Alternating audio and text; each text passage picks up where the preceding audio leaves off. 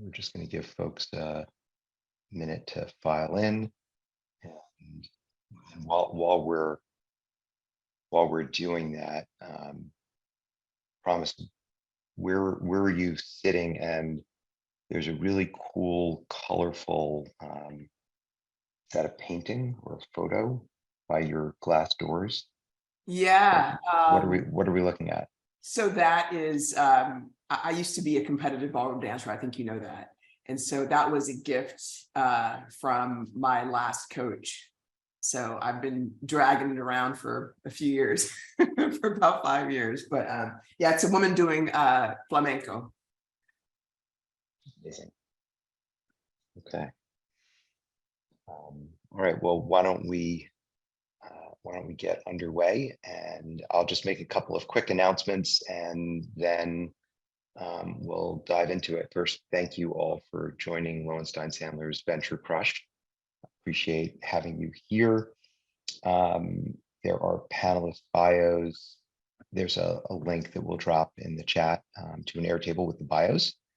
And if you have questions for the panel, you can drop them in the chat. We'll definitely try to work them in. And speaking of things to drop in the chat, you should tell us about yourself in the chat. Include your LinkedIn link. If you want to include your Twitter link as well, you can do that. We're not yet boycotting Elon's Twitter, but but it is actually a way that people have connected through this, and that's a great thing. We are also at Lowenstein excited to announce that our colleague Anthony Raimundo has become the managing partner of our Palo Alto office, and like Nice. like two of our panelists today, Anthony is a Texan, although he's been in Palo Alto for years, many years at this point, and been with us for many years. And we're super appreciative of Kathy Ronsley, who retired at the end of last year and was the founding managing partner of that office and remains a dear friend. Also, we'll drop a link in the chat to an article that my partner Meredith Bushaw, who's a New York-based tech M&A lawyer, and I assisted on, and it's in TechCrunch about how venture-backed startups should approach and do M&A deals. And the author is Visha Lugani, who's a friend and a partner at Aproo Capital. So we'll drop a link to that. And then the last announcement is our VentureCrush FG Pods program. Applications are open. There'll be a couple of virtual pods, so you don't have to be in New York or the Bay Area. And we will have some in-person pods. We'll do this hybrid. It is free. We don't take equity. We've been doing it since 2008. And that's also a program that Jules has been helpful in throughout many years. So with those announcements out of the way, and I see people are dropping their who they are and their LinkedIn's in the chat, which is great. The way that we'll work today is we're going to spend a bunch of time talking about backgrounds and bio info for our wonderful speakers so that you can get to know who they are as human beings. And then we're going to go into some market context and some substantive stuff that hopefully will be helpful for folks who are in venture startups, growth companies, or who want to be in venture startups and growth companies. So with that, Aaron, let's start a little bit with you, and we'll bounce around a little bit. I will just start. I'll give you a prompt, and then you can go into your bio. You're an alum of Washington U, and they interviewed you, so they are very proud of you. And in this interview that they published, they wrote, you said that since graduating from Washington University, you spent your entire career in investment management with different firms and in different functions. And you switched jobs just within investment management, just at the beginning of the crash of '08. So clearly you accepted a new job before the crash, and by the time you got to your new desk, things were deteriorating. Maybe tell us a little bit about your background, starting with how changing jobs during a market crash felt. Well, thanks, Ed, for having me, and it's great to be here with you and Promise and Jules and Helga and the VentureCrush team. Wow, I'm like having flashbacks to sitting watching the Bloomberg screen and or having friends walking out of Lehman Brothers, which back then that was like everyone wanted to work at Lehman Brothers. So it was an interesting and very formative a time to be somewhat early in my career and making what at the time seemed like a very meaningful transition in what turned out to be, one of the most, the biggest crises we've seen in some time in the financial markets. But as you mentioned, I've spent my entire career really at the intersection of I'd argue, traditional finance and kind of impact, and have been migrating over the course of the almost last 2 decades, sort of actively seeking greater harmonization of those two things. Not needing to turn off the rigor and the work the training that I had starting at Goldman Sachs and conducting diligence and sourcing and underwriting managers, but trying to change, who was sitting in some of those seats and having access to those rooms and getting allocated that capital, which is how I spend my time right now at Pivotal Ventures, leading our investment efforts here. So I can talk a little bit more about that work specifically. But looking back, yes, at the time, people were sort of saying to me, you're crazy to leave a very stable firm to go join what at the time was a boutique, basically startup, outsourced CIO operation. And then I turned around and then Wall Street melted down and that firm actually had a pretty stable base of clients. And we were able to come in and be deploying at what was in some instances the bottom of the market, building great relationships with firms and funds that, have continued to serve, that firm well over the last, decade plus. So I think the lesson for me was that, times of transition and turmoil are often the ones when you can create and find the best opportunities as an investor, and getting to see that firsthand, again, very nervously. And my parents called me, like, we used to tell people you work at Goldman Sachs and they knew what that was. And now they don't know this new firm you're at and everything is going bad in the world. So hopefully you're doing okay. And it all did work out okay. And so I think that's the lesson that, for me at least, risk and it creates that opportunity. And if you are doing your work and doing your diligence and building those relationships, that can come to bear great fruit and opportunity in times of turmoil.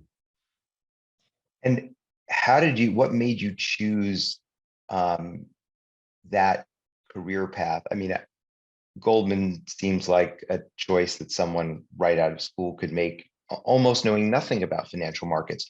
Yep. But you, right out of school, went to Goldman to look at funds and alternative investments. How does someone figure that out in college and know that that's something that they want to do? Accidentally. I will not claim, again, with hindsight, that I knew when I was, 18, 19, 20 years old that I wanted to be an allocator and do, make a career in manager selection. I mean, the honest truth is I went to the super day, as you said, and everyone knows Goldman Sachs. And again, connections and people. The gentleman that I interviewed with, we actually bonded over sports. And then next thing I knew, and then he was grilling me on quantitative things as well, but pulled me aside and sort of shuttled me over to that line for the interview. And then that led to the offer and the full-time job opportunity. I will say, though, I would describe myself as a curious person and one that has always enjoyed digging into problems, exploring new products and ideas. So when I found this seat, it was like, wow, this is amazing. I get to sit across the table from some of the smartest investors in the world, ask them questions, think about how to build portfolios that can hopefully grow and sustain, endowments and foundations and families for, intergenerational, extended periods of time, having that long time horizon, but that curiosity and sort of drive to, wanting to learn and compare and contrast across a variety of different asset classes and funds and types. Once I got there, I was like, this is just fascinating. I really lucked into a job that I think one, I enjoyed, and two, had an affinity for. I think someone who's always, just enjoyed asking questions. I get to do that all day, as many of on this call who have spent time with me and my team at Pivotal, but at other places as well. And I'm looking at Promise specifically, knowing that's something that, again, I enjoy doing, but there was no grand plan by any stretch of the imagination to have that be the career path. And you said that you get to sit in rooms with, some incredibly smart people. I'll just note that you also earned your MBA at Harvard Business School as a Twigo Fellow. And you also went through the CFA process, which is no small feat and takes quite a long time. Do you want to just tell us a little bit about what Twigo Foundation is, and a little bit about the ongoing impact that has had for you? Sure. So Twigo and Foundation and the fellowship program, really the idea of Bob and Sue Twigo going back now, decades, wanting to create more pathways and on-ramps for individuals of color into finance and into those careers. So supporting them in business school with capital as in terms of a scholarship, but also just broader support and a network and community around you and resources. So it was a true privilege to be selected and to be a part of that group, and making connections with other peers at other MBA programs. While you're a student was one benefit. But I think, a thing that Twigo does incredibly well is that network, and leveraging that network and harnessing that network, and taking to a very personal interest in you as an individual and the path and the journey that you're on in your career. So the team there, folks that are on the board, other alums, and the staff, Nancy Sims, who's the CEO, and Sue Twigo herself. When I had my child, Sue sent me a gift. And I said, wow, and I run into her when I was expecting. And that's just the care that she has, for the fellows. It's truly a family. We say it's a Twigo family. And when people reach out to me for advice or call, I will drop what I'm doing to squeeze that into my schedule, because people did that for me, and opened doors and made connections that, facilitated, I think, the path that I've been on, my entire career, but particularly post business school, and at HBS, and then to Cambridge Associates, and now to Pivotal Ventures. Amazing. Okay, thank you for sharing that. We will come back and we'll want to hear more about Pivotal and what you're doing there. Promise, you have talked about having left Dallas long ago. You started at SMU when you were 17. I think you have a degree in religious studies. I have a couple, nice. I'd love to know how Dallas is still a part of your life, since you clearly still have a relationship with Texas that you've talked about recently. Yeah, I actually was just mentioning, I spent 17 years after leaving Dallas in the Bay Area, which I love. But a lot of Bay Area people know how much has changed in the last few years. So I've moved Growth Warrior Capital to Texas. And so I don't think you can ever truly leave Texas. I think there's someone else on the call who's from Texas. I won't say her name, but I feel like as the landscape of venture is changing, more of it's moving into Austin, Dallas, and kind of non-coastal cities. And so, I'm honored to be back. And the team is in Austin, and right now I'm in Dallas. So. And you also talked a little bit in an interview about two mentors who really played, sorry, Aaron, pivotal roles in your life, one of whom is Barbara Britton, who helped you get into tech and find your way to entrepreneurship. Can you talk a little bit about Barbara?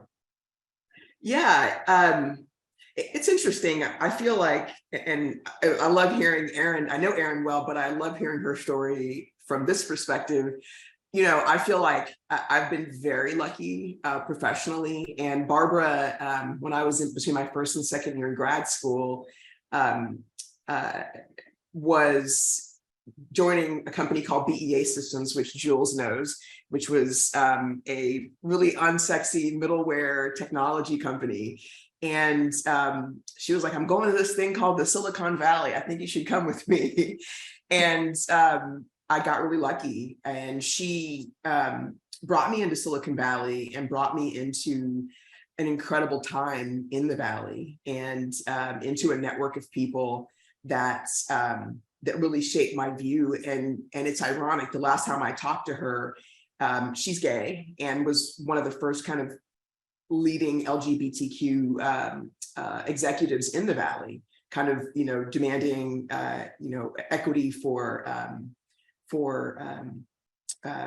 just diverse people. And one of the things that I think she really helped shape was that regardless of what have been through over 17 years running a career in Silicon Valley, I never saw it as hostile.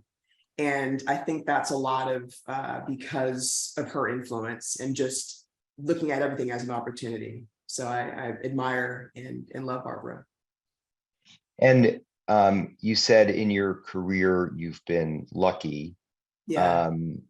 You gave a different interview and someone asked you what was the toughest thing you've ever done, and you talked about being among the 2% Yes. of folks who look like you who have done something like what you have done. Yes. That sounds like the opposite of luck. And I know that you've raised more than $100 million on the other side of the table because you now started and run a venture fund, and Yeah. Erin and her firm have invested, and we at First Close Partners, another hat I wear, have invested. And I know Erin did, and her team did diligence. And I know that you've complained about how much diligence we and our team did, which I appreciate. So what's with the luck piece? Because it sounds like that's a lot of hard work and odds defying hard work. No? Yeah, the luck is probably the people. I was mentored by Barbara. I was mentored by Bill Campbell. I was mentored by Ivan Kuhn. I was mentored by Lynn Voivodich. So the luck was in the people. And the challenge was, it was being a Black woman in Silicon Valley. But, if I may, Jules, who's a fantastic investor from IVP, I pitched him to invest in a company. I don't want to age us, Jules, but I think it was 2015 in the Cro-Magnon period of venture. But, I remember he said, no, this isn't a great investment for us. And, I think a lot of people view that process as hostile. He sat down and we sat in front of a whiteboard at the IVP offices, which are fantastic. And he said, this is why we're not as excited about this category. And it was educational, it was informative. And he said, I think these other investors would be more interesting for you.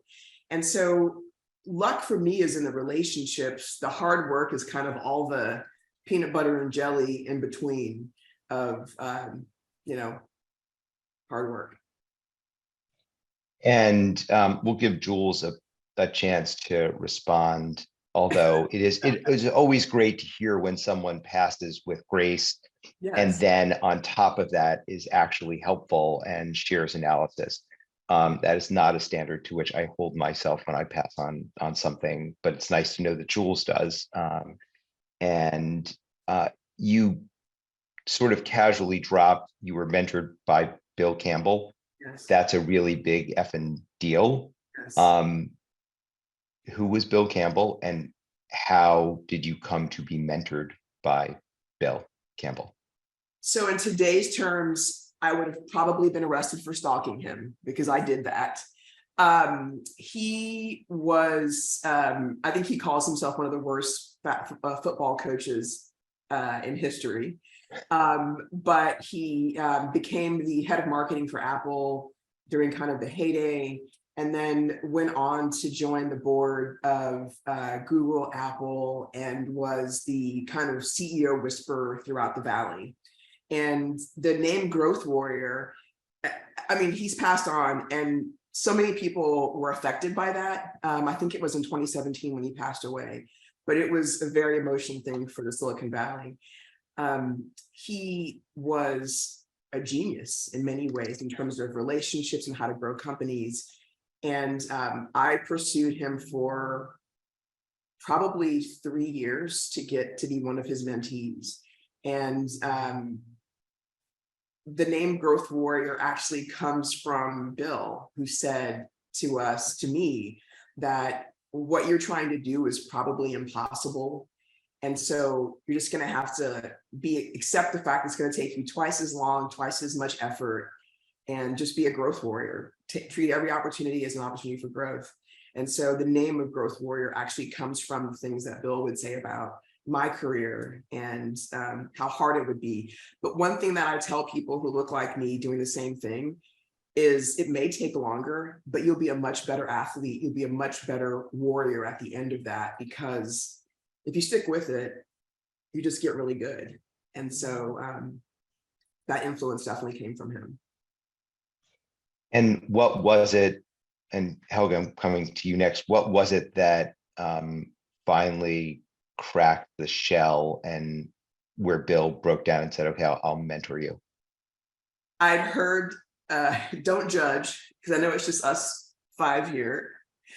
I'd heard that he was mentoring, Larry and Sergey and Marissa. These are all names, right? And Sheryl Sandberg.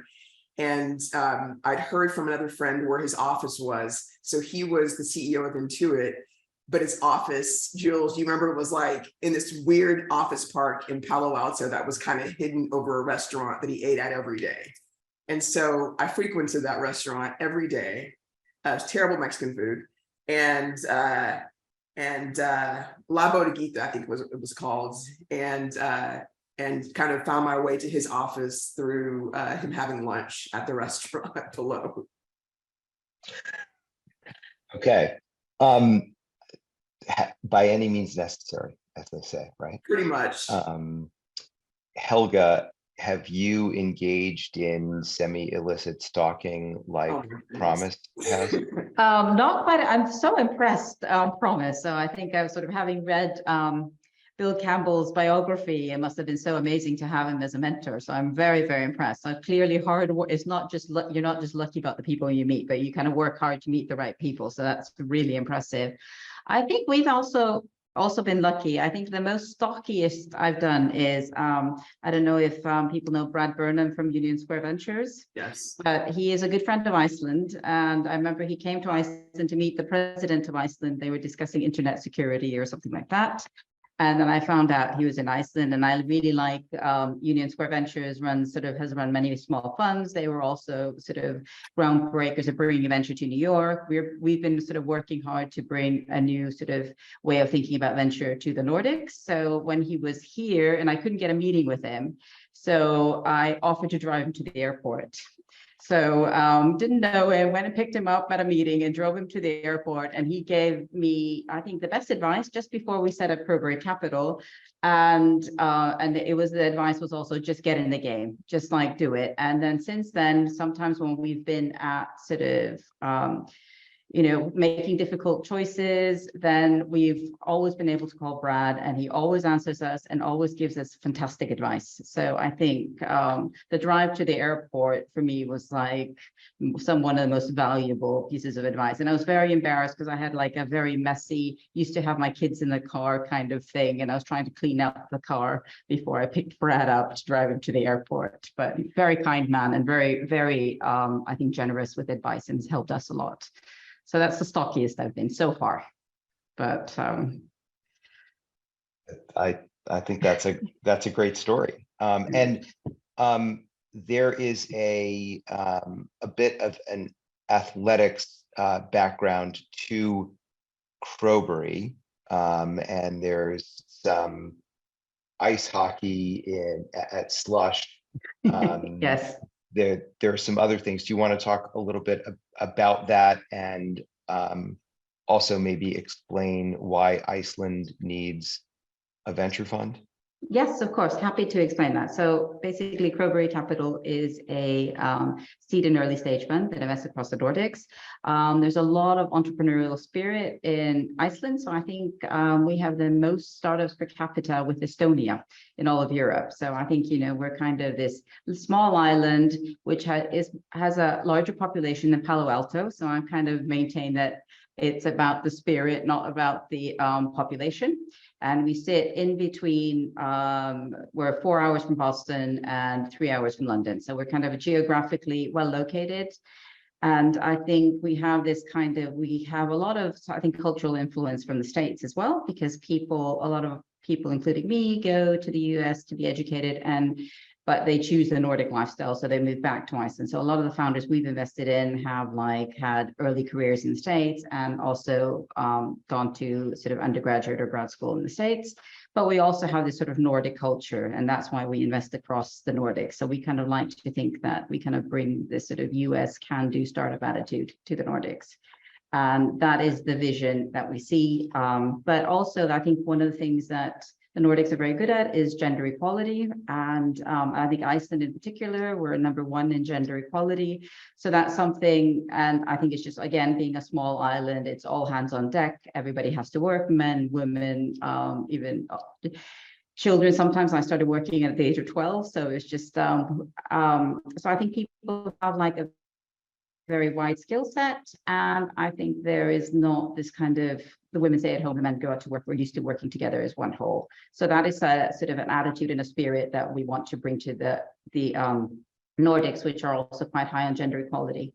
So I think that's, and I think when I started in venture we were talking about dating people that were active in 2015. I started in 2009, just after a horrible financial crisis. So I hear what you're saying, Erin.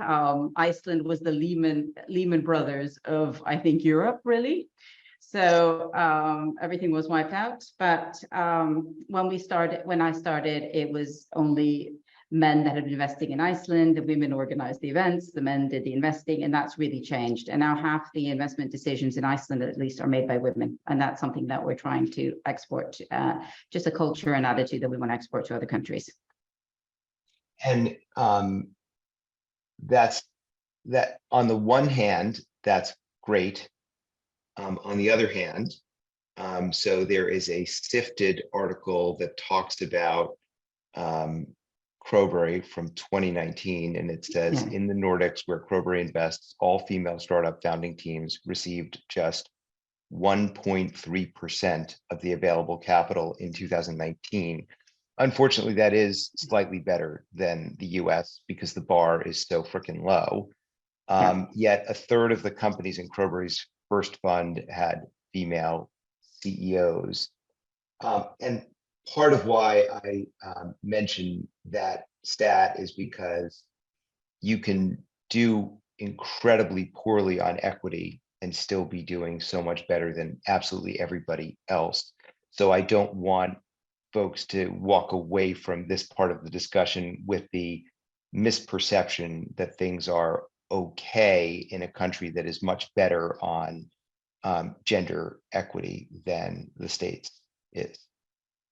No, that makes a lot of sense. And I think, there's still a wage pay gap and everything like that. It's smaller in the Nordics than in the States. And I think it's like there's more capital that goes to female founders, but it's still a problem. And I think, yes, and I think I tend to be a very positive person. So I kind of put a positive spin on everything, but it is still something that we all have to work hard to resolve. And I appreciate that we started our first fund in 2017. And I think a lot has changed in the last sort of 6 years. I think, there's been a shift in attitude. I think in 2017, people didn't even recognize that it was a problem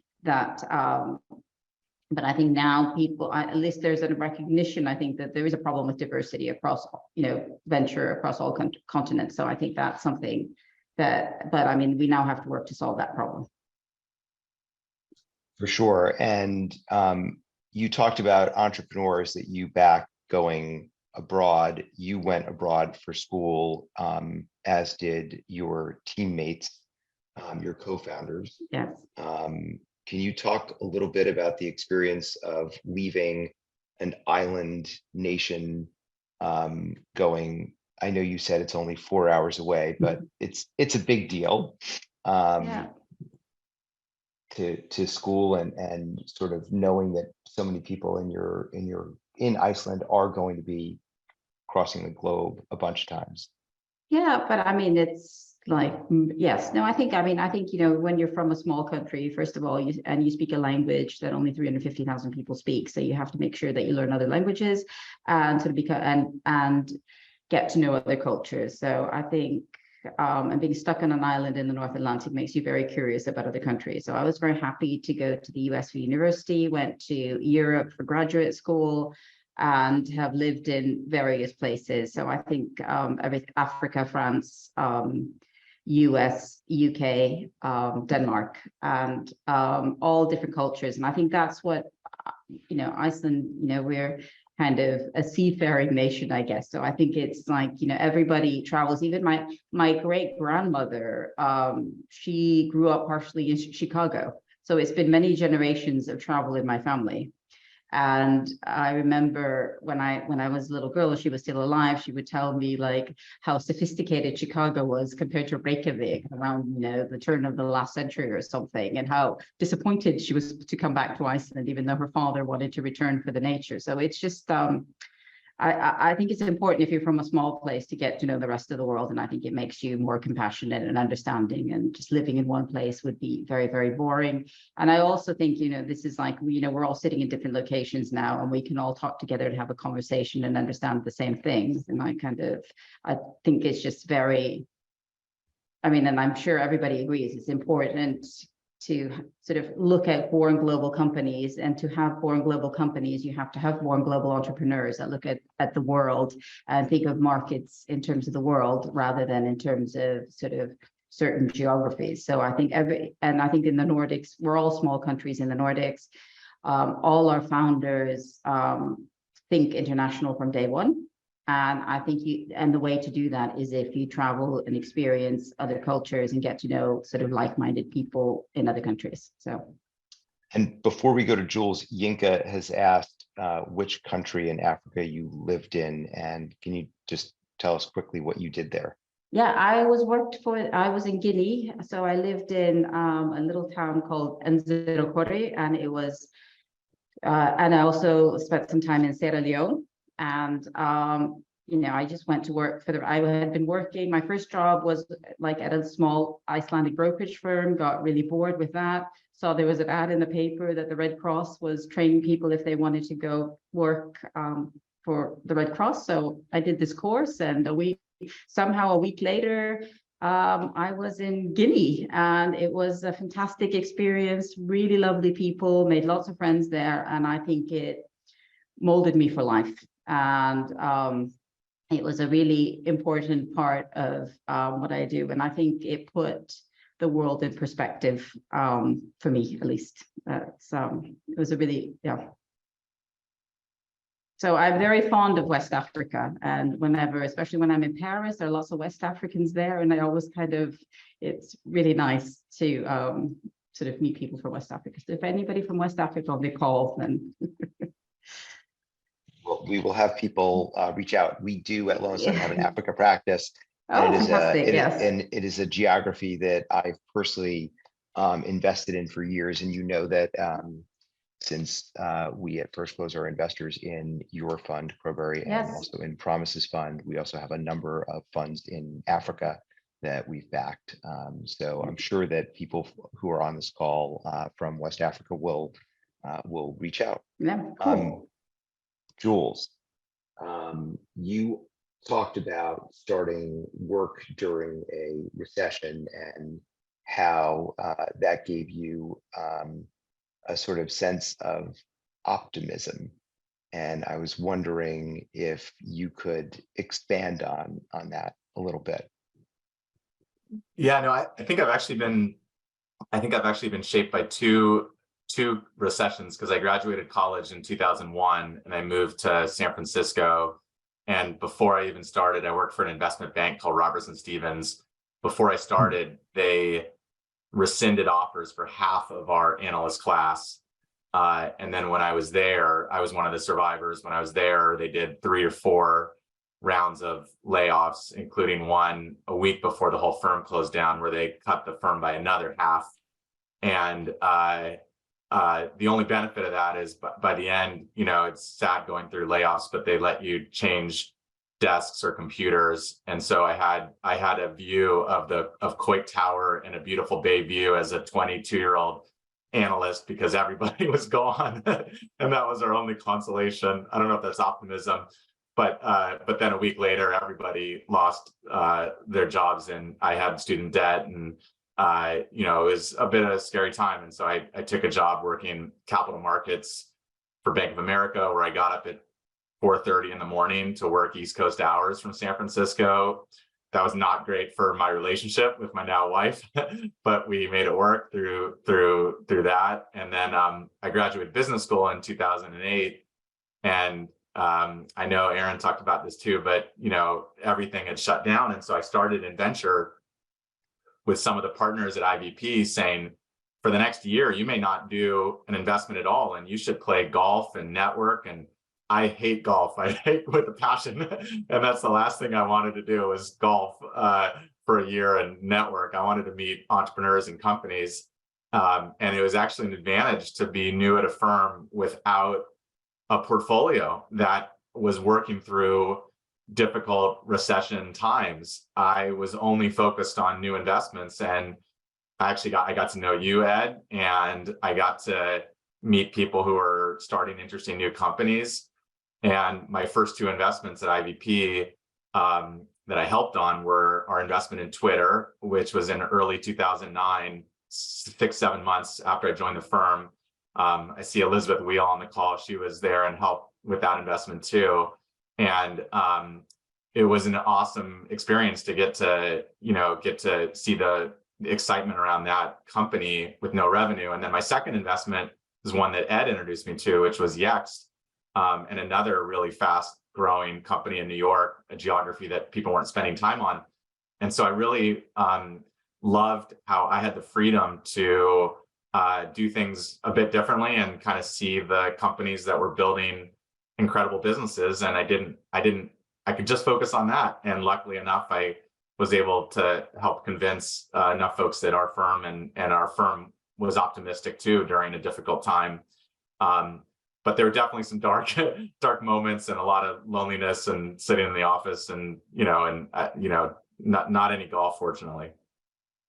And it's funny, so you mentioned Elizabeth and her venture fund Scribble is one that Betsy and I invested in personally prior to starting First Close, and then First Close Partners also has invested in Scribble, and she's amazing and has an amazing reputation.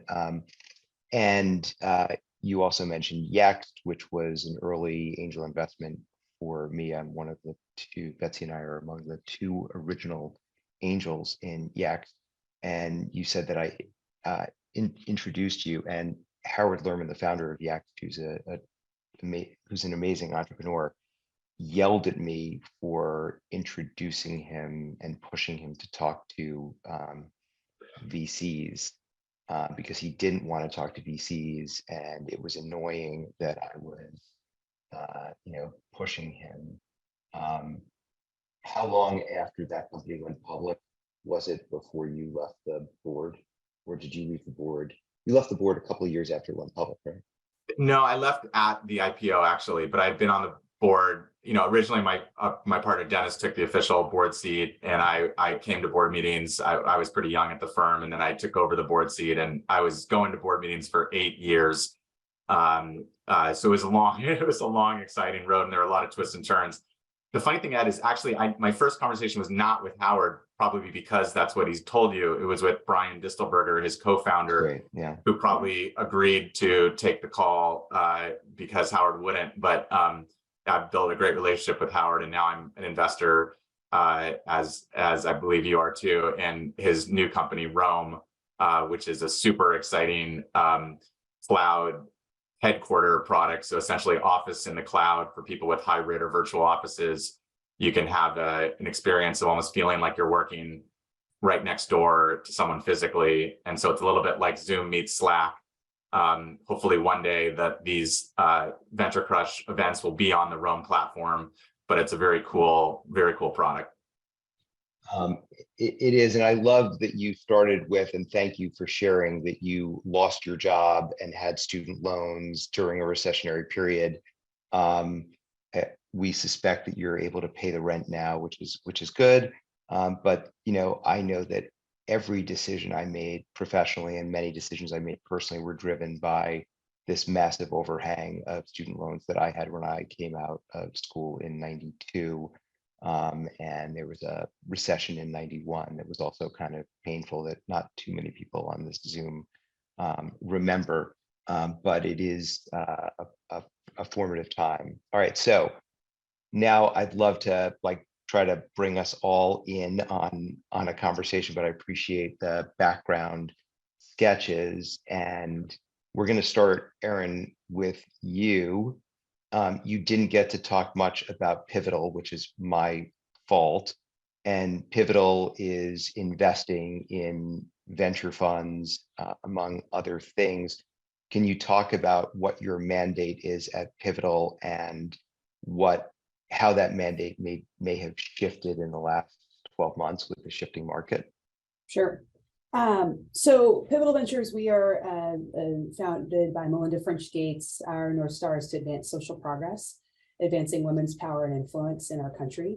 So foundational to our thesis is we need more women controlling and investing capital and founding companies and linking those two together, right? So again, looking at the folks all on this call and many in the I've seen and through the list of attendees, some familiar names and faces, wanting to change, those abysmal numbers that I think we're all familiar of. You can take your pick of them, but the percentage of female check writers as partners in leading venture firms, well below the parity that it should be. And so women are chronically underrepresented, I think, across the asset management industry, but particularly in venture capital. And that means they're being shut out of tech and entrepreneurship as a result as well. So again, we want to see innovation that benefits every aspect of our society, and our thesis is if we can get more capital into the hands of women, we'll be able to unlock that and do that hopefully at greater scale. So we have two prongs of our strategy. We invest as a limited partner into funds, and we also do some co-investing and invest directly into companies.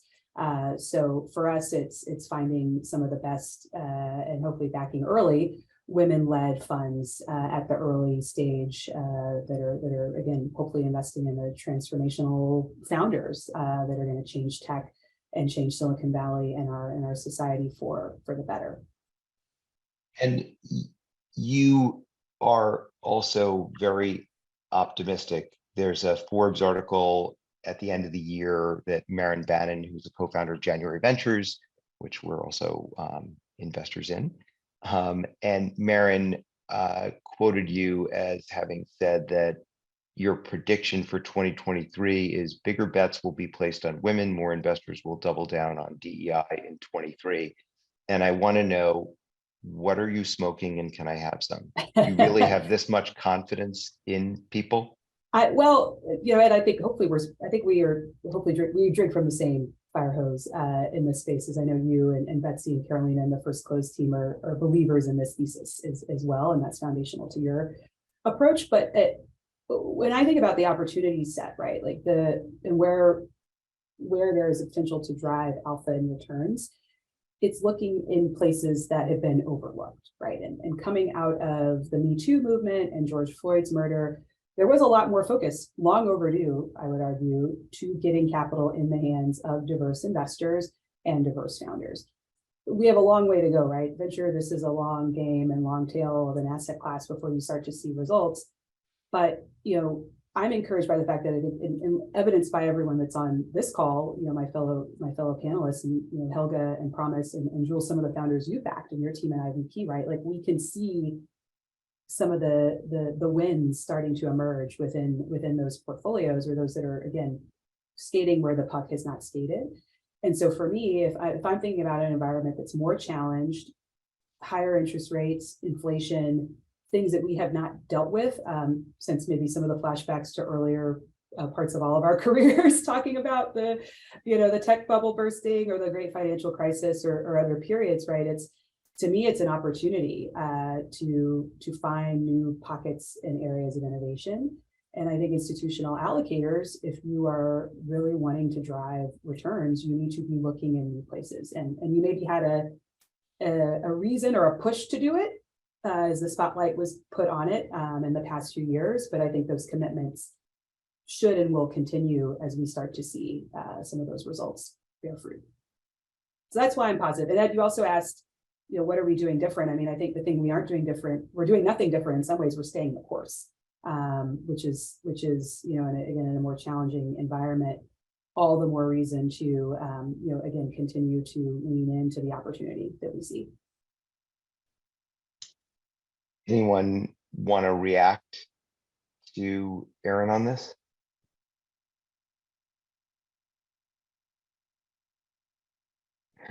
I see someone hit the mute button. Yes, of course. Of course. I would, I envy the people running companies right now. I feel like, so interest rates are higher, so the value of equities is lower, which means fewer PE deals, fewer exits, fewer later stage valuations, more calls to Jules, right? Maybe, a lot more emphasis on sitting and running a really healthy business. And so I think if you're an entrepreneur right now, you've got fewer competitors getting funded. So that means that when you're talking to customers, it's not a how many features do you have? It's a value conversation. Your conversations with your customers is more strategic and more about how do you help them keep and get more of what they want in their jobs. You've got more talent that's looking for opportunity, and that is less expensive, less demanding, more amenable, more friendly, more open. You've got time now to invest in, Malcolm Gladwell has this incredible concept how when you're running a company in the beginning, it's like a basketball team. It's like the Warriors, Bay Area, sorry, people. The Warriors, you've got Clay, you've got Draymond, and you've got Steph. That's the early part. Well, as you scale, it becomes a soccer team.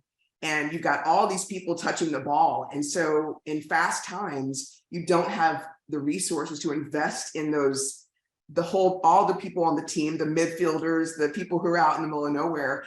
And so when things are slower, you have time to be more circumspect about your team, developing them. You get really clear on fixed versus variable burn. Like you start to get really austere, which I think is a strategy and a tactic, which every entrepreneur has to be really good at.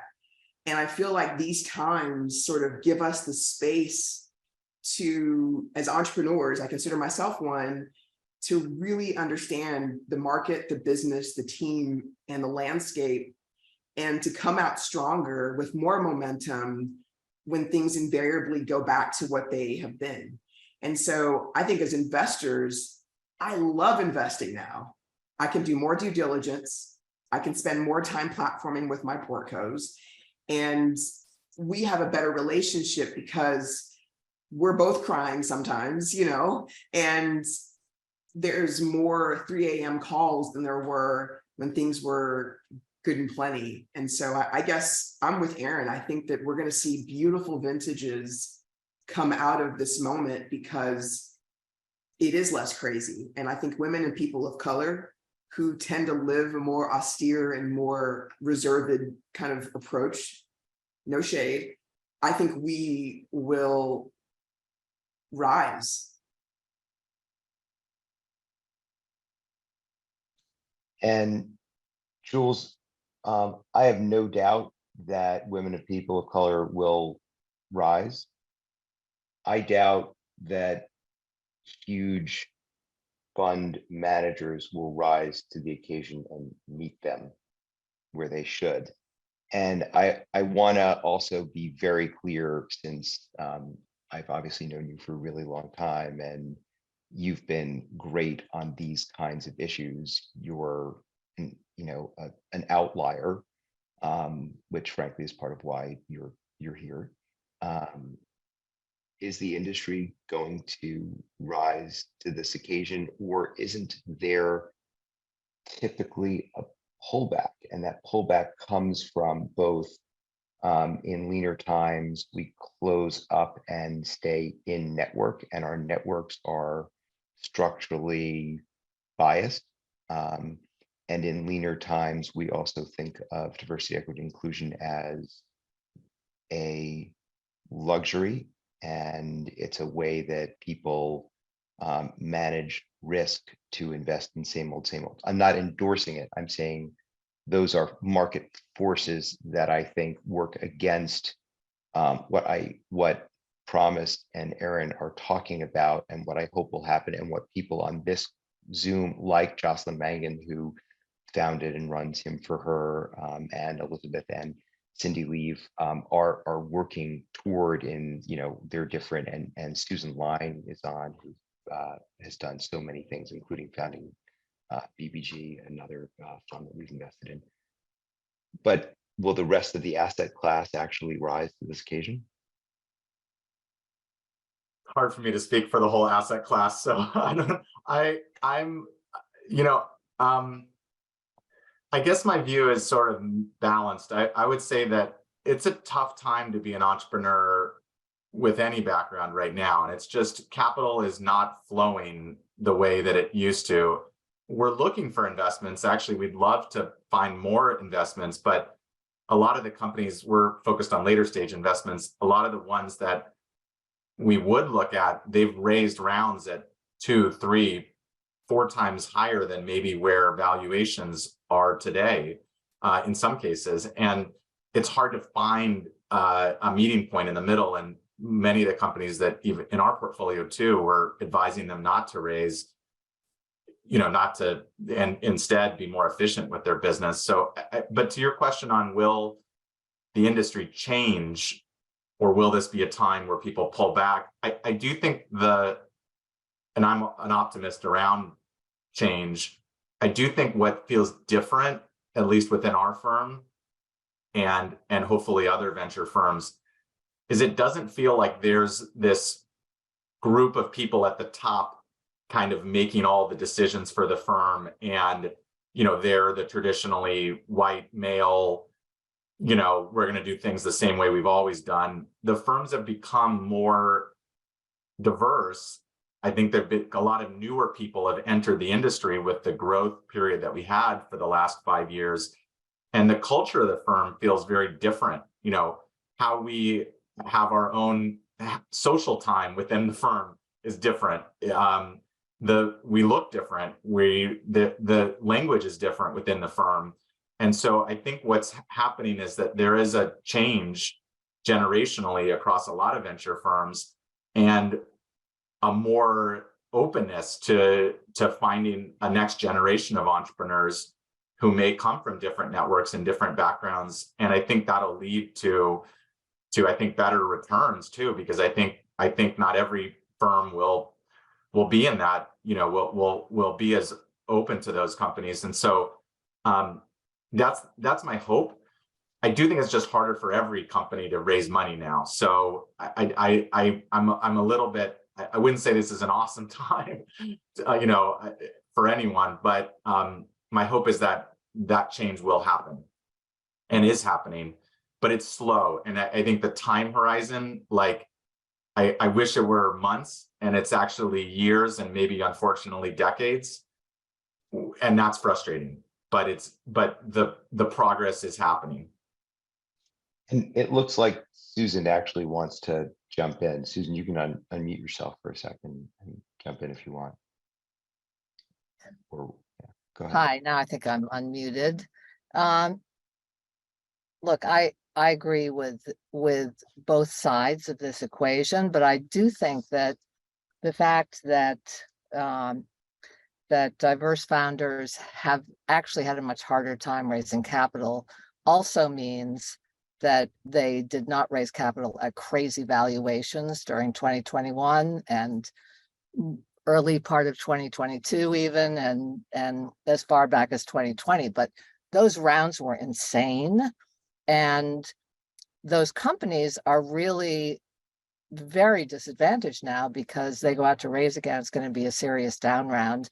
And yet they've been so focused on growth that it's very hard to switch horses and go after profitability, or at least capital efficiency. And I think women and diverse founders have been much more focused on growth with profitability, or growth with a path to profitability. So my hope is that this downturn period, whether it lasts a year or it lasts 18 months, who knows what's going to happen with this market, but that there are companies even in our portfolio that are moving very quickly, some of them already profitable, but still growing at significant paces, because those founders had to think about, how am I going to make this capital that I raised, my Series A, my seed,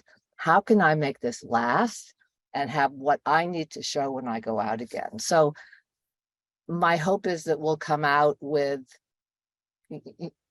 2 dozen, 4 dozen, 6 dozen companies that are a really great example of what these founders can do.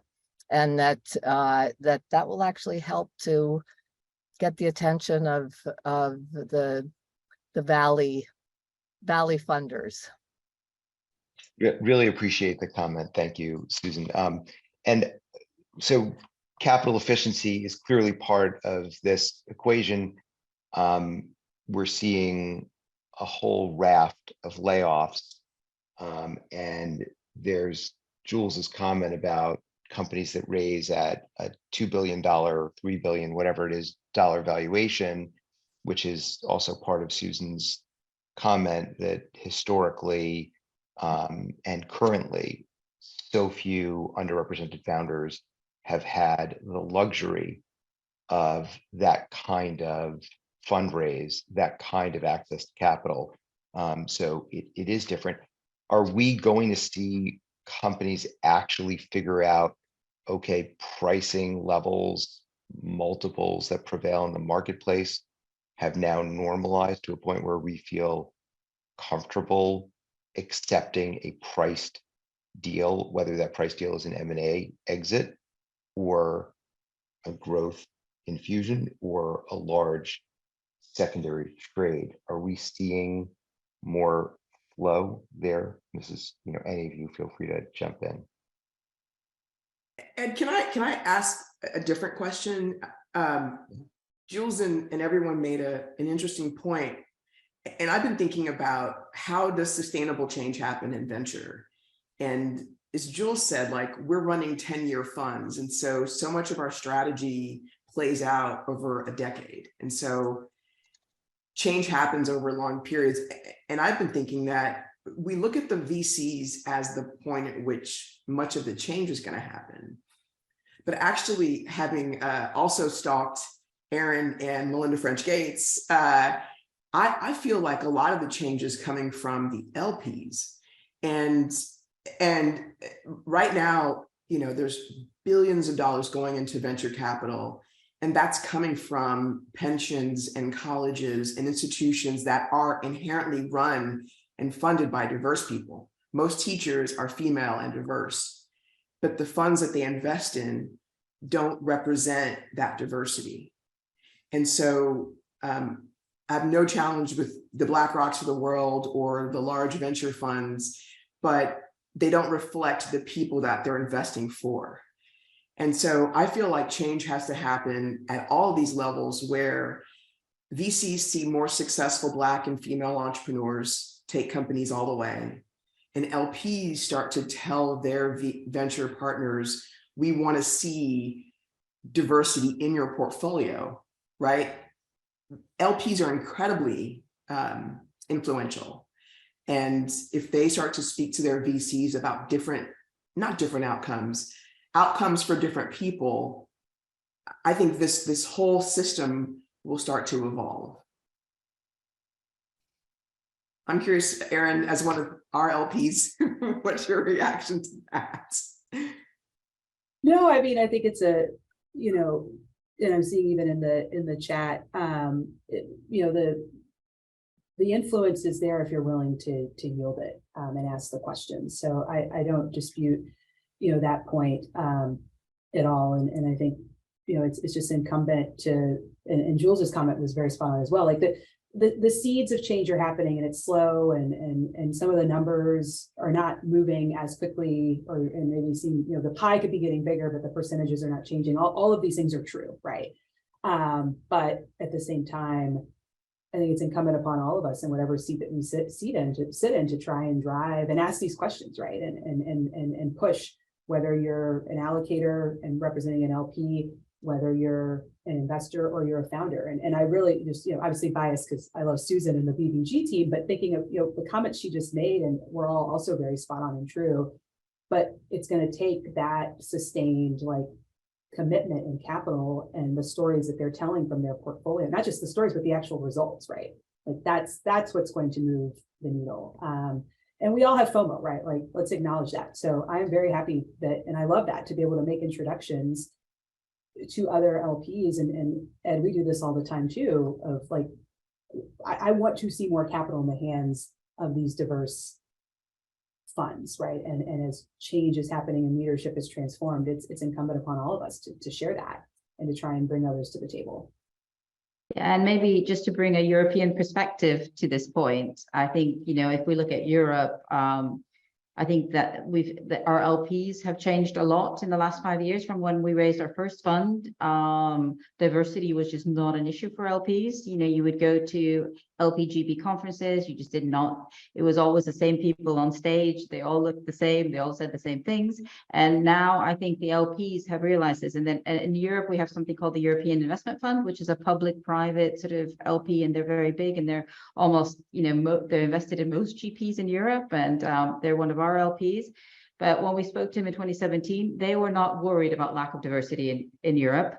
Now they're very worried about it. And it's just pressure from, again, their investors that, you know, so it's the LPs to our LP and the European Union that is really worried about sort of building a more diverse ecosystem in Europe. And I think it's amazing to see how much impact a good LP can have. And we're always also very grateful to the European Investment Fund because they introduced us to Ed.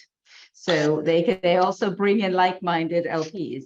So I think, and then also the other thing I see in Europe is an emphasis on climate change. I think Europe is very worried, obviously, as we all are, about the climate. So it's not only about diversity of who you back, but what the companies that you're founding do, and how that, you know, they don't have to all be climate tech companies, but that they have a ESG or responsibility strategy as well. Helga, thank you for that call out. I will say that one of the great benefits of being consistently public about the things that you care about and believe in, whether they're popular or polarizing, is that it guides your deal flow. So the European Investment Fund, the venture arm, is overseen by David Dana. David spoke at our VentureCrush Paris event in 2017. And a few years later, David and I have traded managers that we talk about, as Aaron and I have, and as other, you know, as we have with other LPs. And he reached out to me and said, I know how vigilantly you are looking for underrepresented led teams.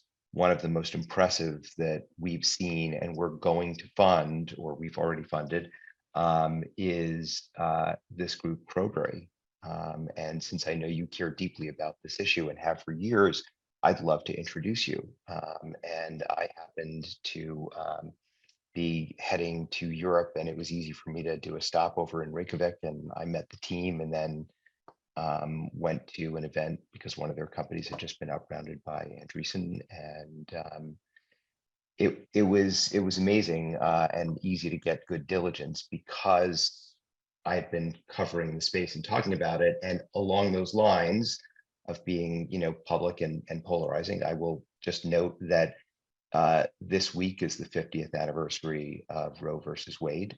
We talked about Texas. There was a lot of love for Texas.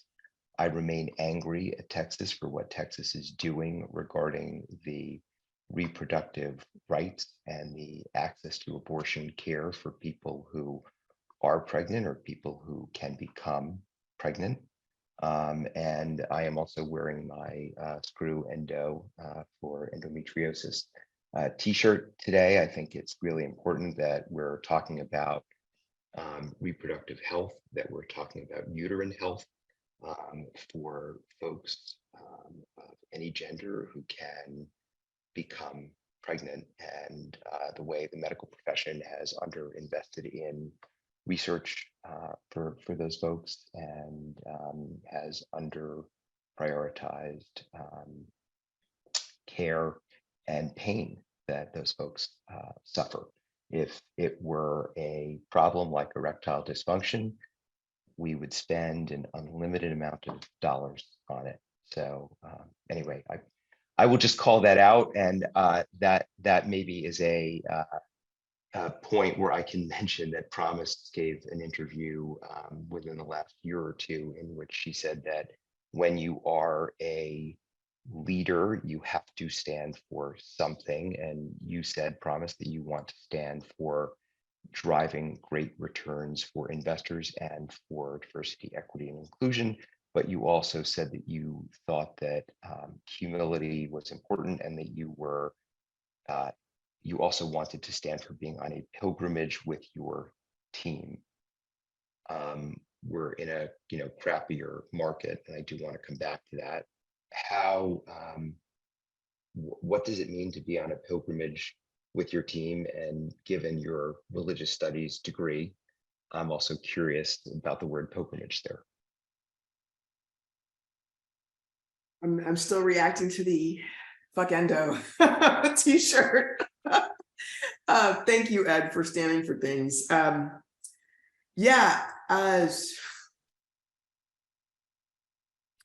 So I feel like a lot has been said, and I just want to reinforce, I think LPs are really critical to this transformation, as are the GPs who invest their capital. But coming back to pilgrimage, so one thing about pilgrimage, if you think about it in terms of the Hajj, so it's one where there is no leader, but everyone is on a common journey. And so I feel like, someone recently asked me, was it harder when I was running companies to raise money? And the answer is yes, absolutely. And has it been more challenging as a Black GP and a female GP? The answer is yes. And I would say for two reasons, and maybe it's a glutton for punishment or just being inspired. Someone has to do it. And the thing I tell my team is I liken it to like rock climbing. Like, there are people in this world, if you ever rock climbed, who actually go and put up rock climbing routes. They find a space, they clean it up, they map it, they spend hours meticulously doing it. And then people go and climb that route that's called like Promised Land or called something crazy, right? And so I feel like, Ed, you're an incredible example. You've been investing and doing this work for 15, 20 years, and your returns show it. But I feel like my career, my life, and after having a child recently, I feel so inspired to just put up the route. And yes, it's going to be harder. Yes, it's going to take a longer time. And so the people that I want, LPs and team, are people who are also humbly on that same journey. And so it's more than capital. It's more than commitment. It's actually just a passion to put up the route for other people. And so, my hope is that it's in 10 years, there is a Black IVP, or, there's a female Sequoia, and there's a gay Andreessen Horowitz, but someone's got to put the route up. And so I feel that's our responsibility.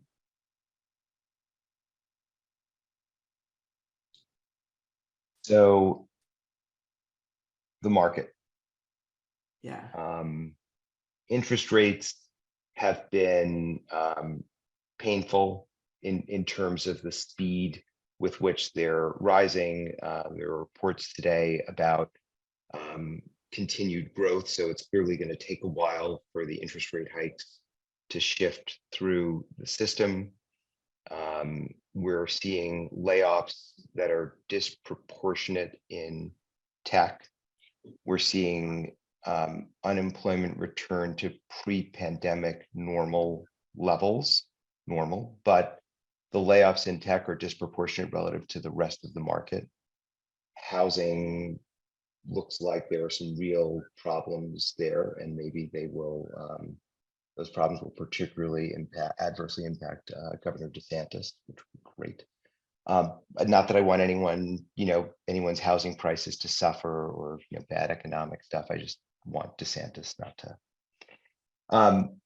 So we're in this really interesting period where venture and tech were on, hair on fire. Let's do every deal. Let's let diligence be a thing of the past. Diligence is a waste of time. Diligence is an impediment to getting a deal that we really want in a competitive market. And, while Jules's competitors were playing golf, Jules was diligencing deals 15 years ago. Is diligence coming out of a slumber? Is this now a thing that venture investors are going to be doing in this market? And is that actually going to change outcomes? Or is it just going to be more risk factors that get written in the investment memo as venture investors still greenlight the same deals they would otherwise greenlight? Long way of saying, do you actually care what you find in diligence to the extent you do any diligence? Yes. I do lots of diligence. I love diligence. No, maybe I'll take a first shot at it, and then I'm interested in others too. But it's super refreshing the way the market has changed around diligence, and even the conversation has changed. I used to get a phone call. This is like a year and a half ago. We've got 3 term sheets. They're due. Today's Thursday. We're gonna make a decision Monday. We'll send you a 1-page of financials and a 10-page deck. Are you in or not? And I mean, that was seriously how things were, maybe even faster. And that's really difficult, especially if you don't have a long-term relationship with a company. And so for most of the investments we did, we actually would try to do our diligence before the first meeting even, right? And so then you're picking which companies might I want to invest in, assuming the data is somewhat good. And sometimes you'd spend a lot of work and figure out that it's not even the right company to do diligence on. So it's really inefficient. And it's also not great for the relationship after investing. And it's absolutely not great competitively, because there's firms that don't mind a 2-day time frame, especially if you come from the public hedge fund world, or you're just going to say, I'm going to make 300 investments a year and I don't care as much, right? We only make 10 to 15. It's totally changed. I met a really interesting company last week. We've already had, a call. They're going to raise money next month. They're asking what materials we'd like to review. So it's a conversation about what to even put together in the diligence packet. They're going to talk to 3 or 4 firms. They're going to spend a couple weeks getting to know them. They want to meet in person. And that's just so different than the market. And it feels more like a partnership. I don't know if we'll get there on the investment. I don't know if they'll pick us, we'll pick them, but at least we're in the spirit of like, this is a relationship we want to potentially have. Let's get to know each other. Let's make sure you're comfortable. And that feels great. And we're still, I think it can still be a very competitive process. But I think it just feels better for everyone. I think it will lead to fewer mistakes where, you get involved in a company and you either realize it's not the right team, founder space, company, because we are not able to do the amount of work in 2 days that we can do in multiple weeks. So I'm excited for making fewer mistakes. And I think it's just healthy for the ecosystem. What it probably won't result in is the valuations though that entrepreneurs were getting, right? Where they were able to raise at prices that, it became an auction, and within a couple of days, they got prices that were incredible. And that benefited our portfolio too. And so I do think that will change. You may have two term sheets to decide between instead of 15 or 20.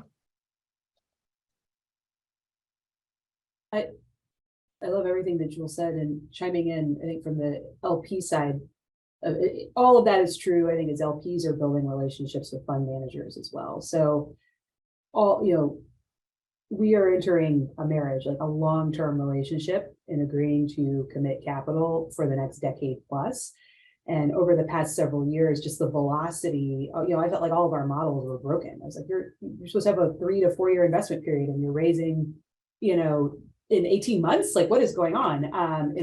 Doubling your fund size, all of these things. And so I think just that going slow to go fast potentially is something that we're hopefully all experiencing, throughout that value chain of the founder, the investor, and the allocator across the board.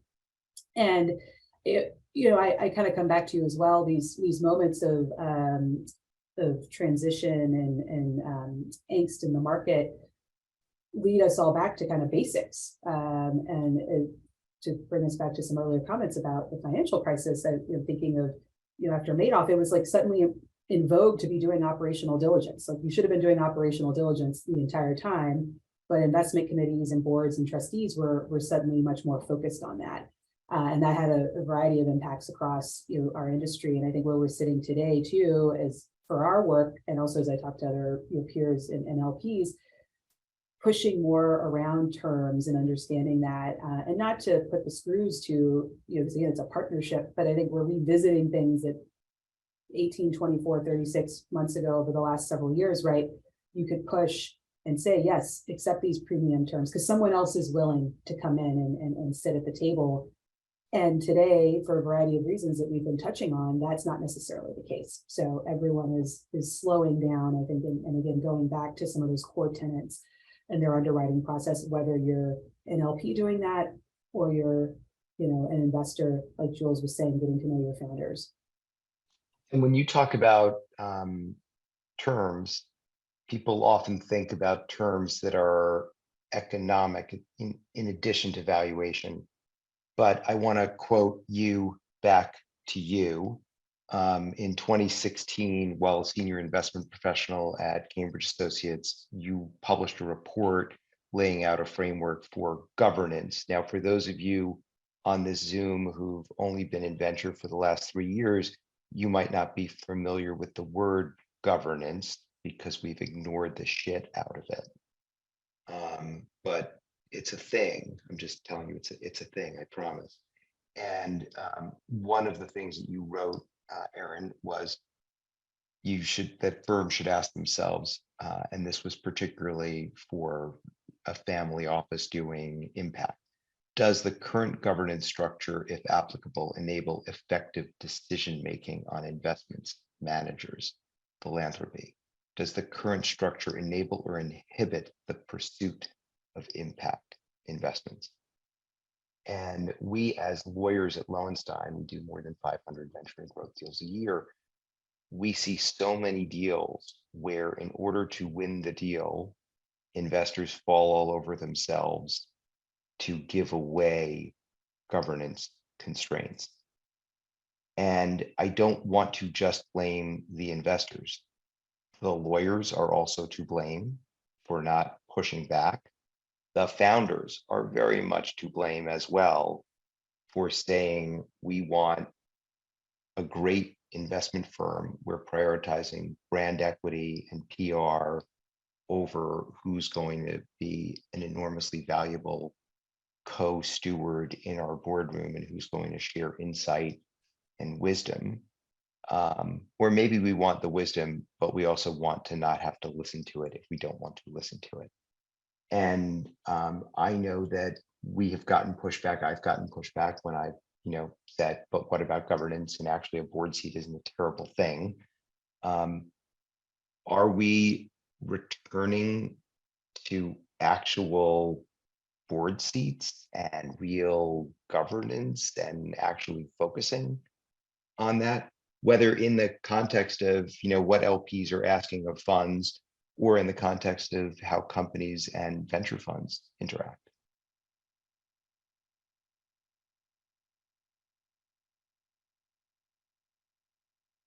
I don't know, just to chime in, I should hope so. I mean, I think also bringing the European perspective here, I think the valuations in Europe never went as high as the US, so it's not as much of an adjustment in Europe. So I think that people and I think governance is just because we have tighter regulation in Europe. I think we've always had slightly more governance than in the US, so it's a less of an adjustment in Europe.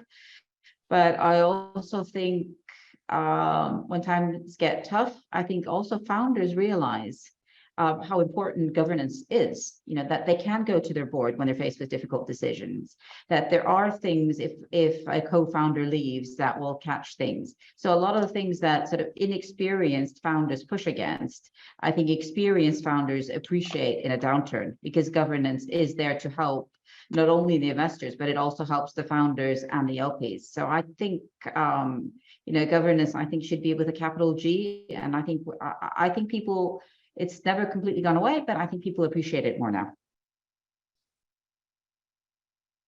And the instruments that we've been using, the incredible prevalence and uptake of safes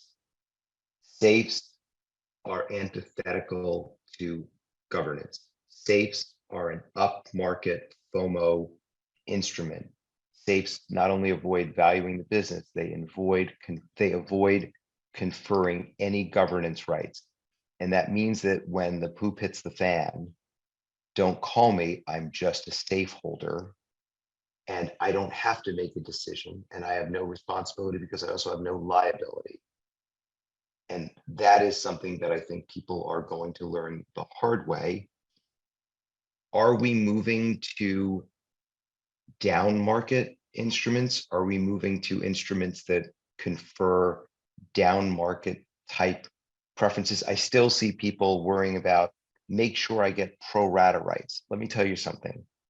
In a cold down market, the last thing you need to worry about, pro rata rights. Nah, that's not true. The last thing you need to worry about is demand registration rights post IPO. But pro rata rights is a close second, right? Are people seeing more down market style instruments and folks really being thoughtful about what if we're in a down market that persists? Jules, are you seeing that in deals in boardrooms, for instance? Yeah, I mean, I think we're seeing, and I think someone made the comment here, but I think we're seeing a lot more, convertible notes actually for like later stage companies because they don't want to price rounds. And so that actually we got one the other day, a company that's doing a note, and the entrepreneur did a big explanation about why, but really the answer is they don't want to find out what they're really worth. So I think like that will happen. I think there'll also be a bunch of like strange structures at the late stage side, that we see. But the interesting for us, and I did an analysis just for our returns, and this was maybe 5 years ago, so the data is a bit dated. But I looked at every investment IVP had made at since 2000, and I just assumed instead of having preferred stock or any type of different liquidation preference or anything unusual, what if we had just bought common stock at the same price per share? And how would our returns be different? And the answer is, and I've said this enough publicly, but I hope this was initially a bit of a secret that only we knew. The answer was our returns were about 2 or 3% lower, only 2 to 3% lower between common and all the other terms. And so what that tells me is the more important decision is getting the company right.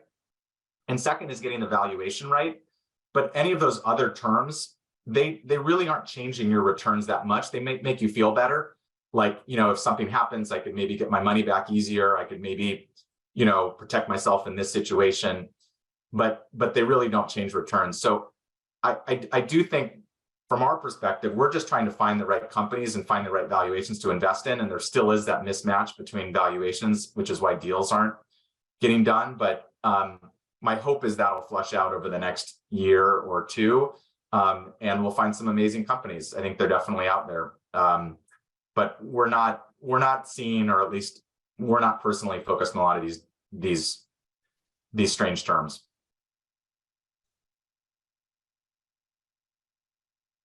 Yeah, I'm also, oh, sorry. I'm No, just no, also please. wondering, being old enough to remember the dot-com bubble. I wasn't in venture then, but I remember sort of coming into a venture fund in 2009, and there were still investors that had come in 2002 and 2003 and asked for ridiculous terms, post like all the double dip preference share stuff and things like that. And, I'm hoping that we don't see sort of these like ridiculous aggressive terms, which I think was just scared investors in 2001 and 2, but, that the terms, maybe there is more downside protection, but it should always be fair and founder, be fair for everyone. So I don't know what you guys are seeing, but I haven't seen the sort of 2002 type of very aggressive terms or, yeah.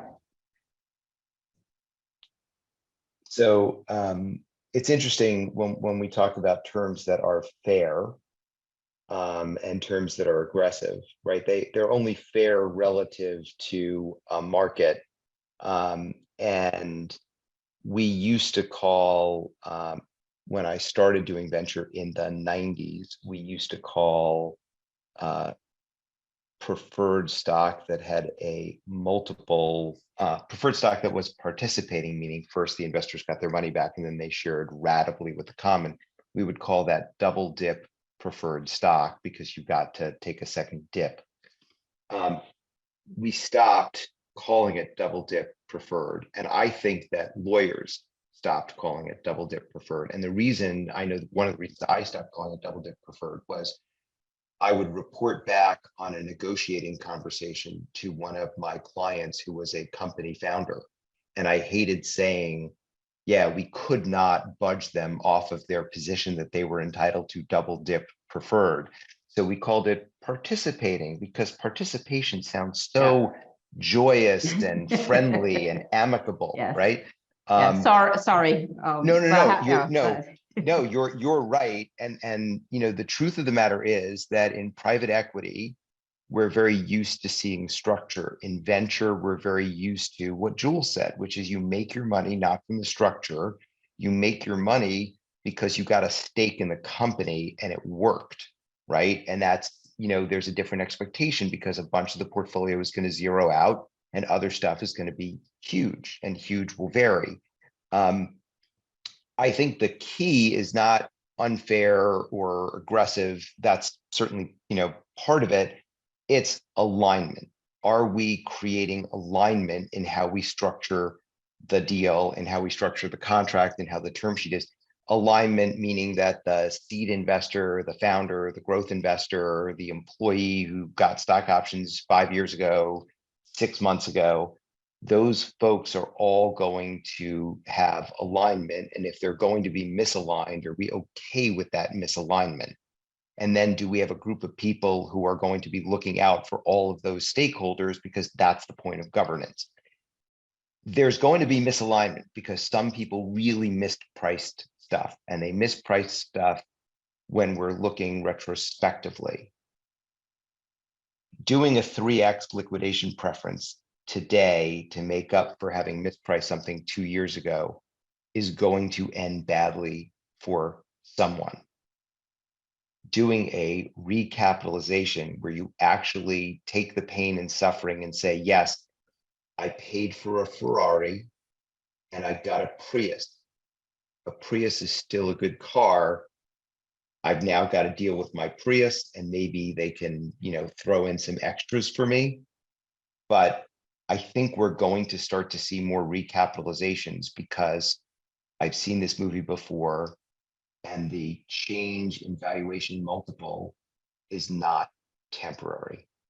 What was temporary was the flood of capital into an asset class that requires patience. the flood of deals, the flood of new investors, the overhiring, right? We were on a drunken binge for 18 months, and we thought that pandemic behavior would persist and that there'd be a chicken in every pot and 2 Pelotons next to the chicken.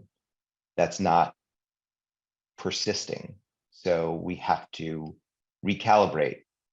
Are we actually seeing those multi-billion-dollar companies say, shit, let's just reprice at 1x and take the pain, and we've got to incent the new management team? Because we're certainly seeing the layoffs.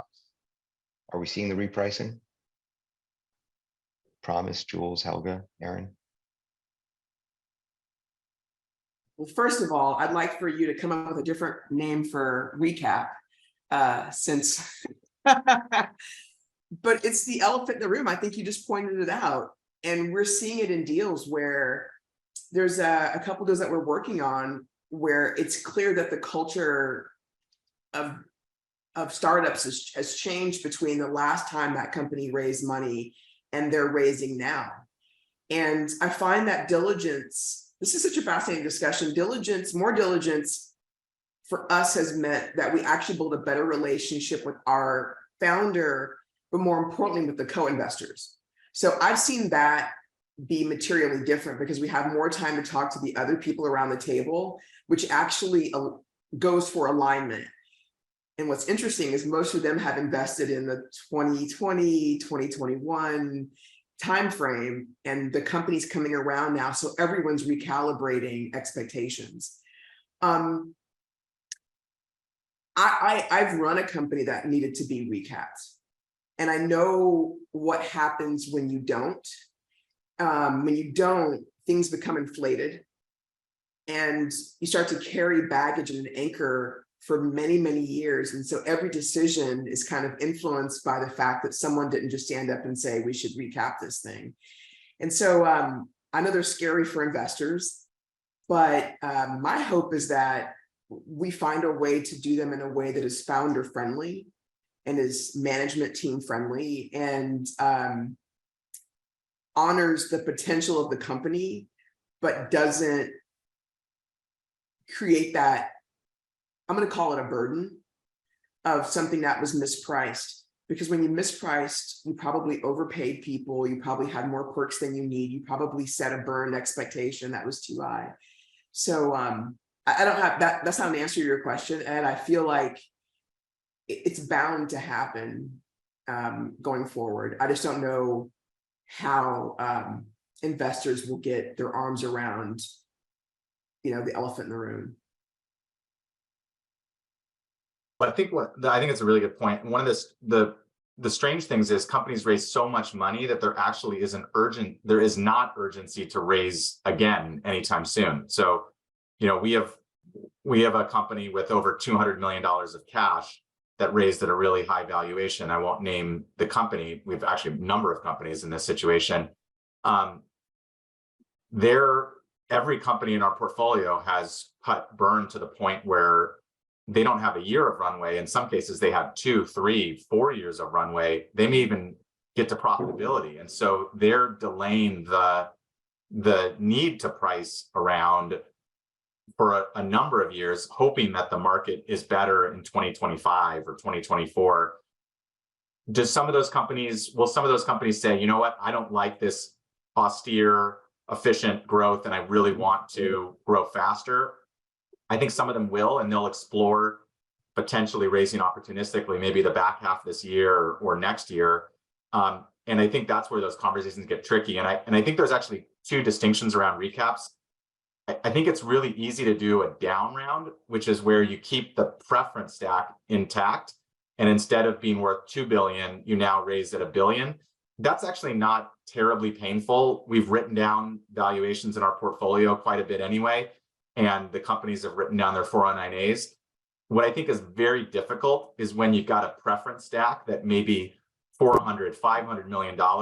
You've got a hedge fund that led the last round that has 200 million of that. And you're saying, hey, those preferences, can you just be common stock now and we'll all be equal? Good luck. That's going to be a very difficult conversation, especially when you've got investors that may not even be doing venture in for the foreseeable future, or less of it, or care about the reputation. And so for entrepreneurs with preference stacks, they want to recap. I think it's gonna be really difficult. And so maybe that's the new nomenclature: a recap, a preference stack, almost impossible. A down round or a round priced, a market priced round, that can totally happen. And to that point, cap tables don't show liquidation preference, the amount that the investors are entitled to before common sees a penny.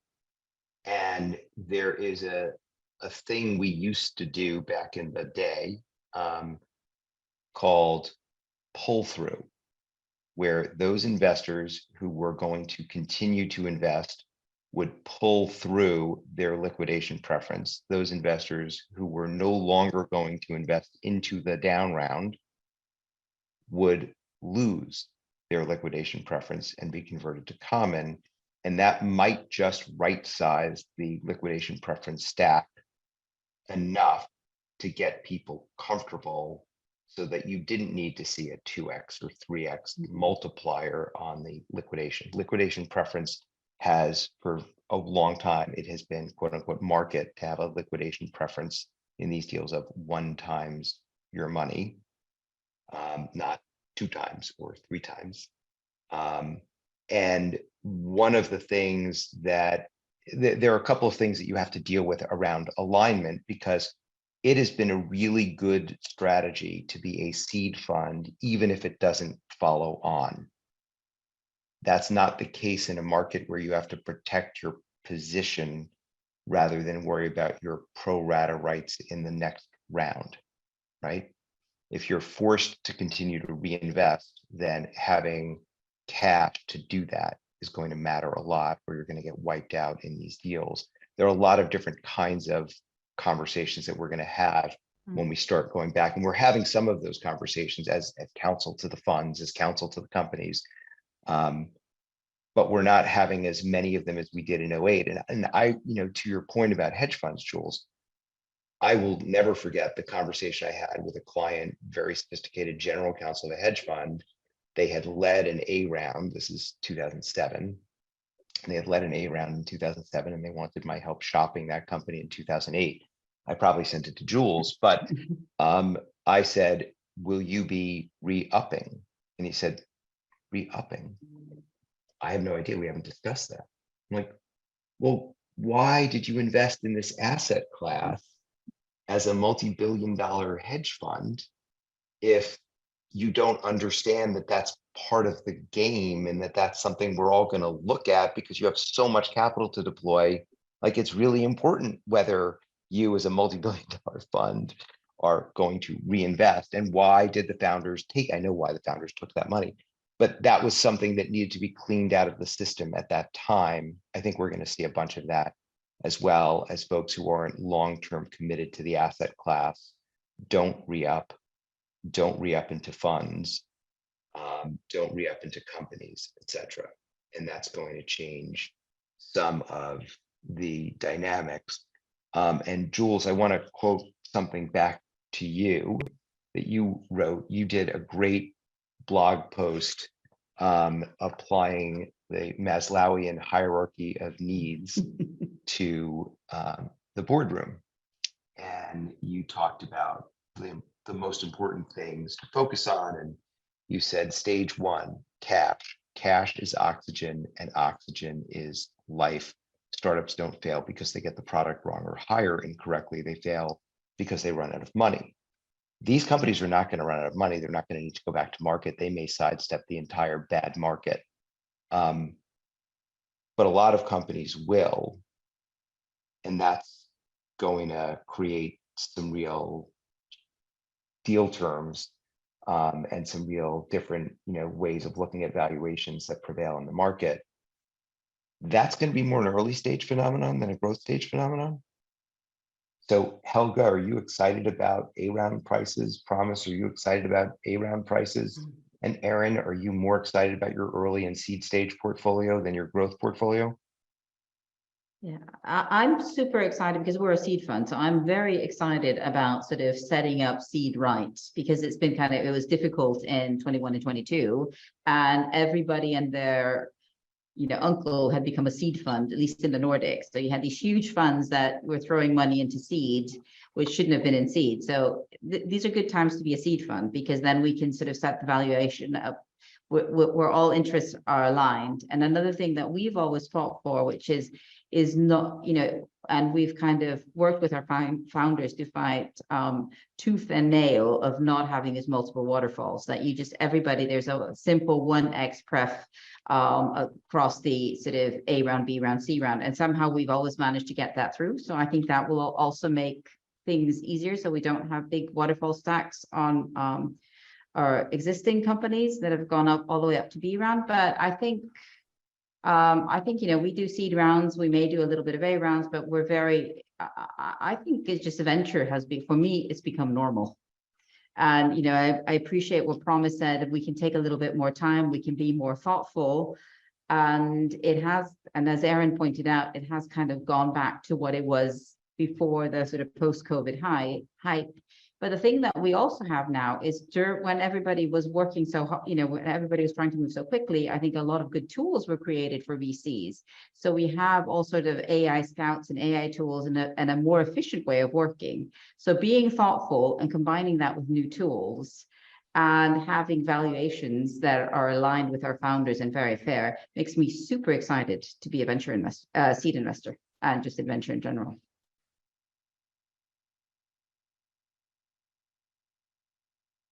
Helga, I want to talk about '09.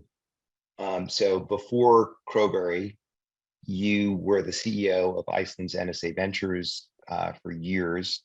You had a 40+ company portfolio. You led 14 exits, and you were the chairman of the board of another venture fund.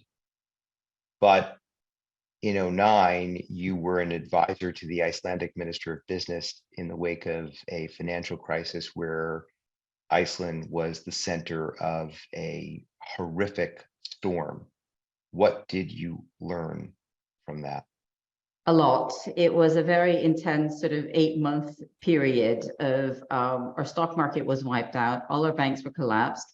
Everybody's mortgage was underwater, and you had sort of international creditors who had lent money to these overhyped banks that were poorly regulated with very little governance. I think one of the big things that I learned is governance matters no matter everything. So I think I think, and Iceland came through that. And I remember sort of in October 2008 when Iceland, and I was living in London at the time, and Iceland is never in the headlines in anywhere, but in London at that time, it was like there was a terrorist act that Gordon Brown put on Iceland because they thought Iceland was going to take all their money from UK deposits and all sorts of things like that. So it was a very interesting time, but I think the majority, you kind of, again, this like what doesn't kill you makes you stronger.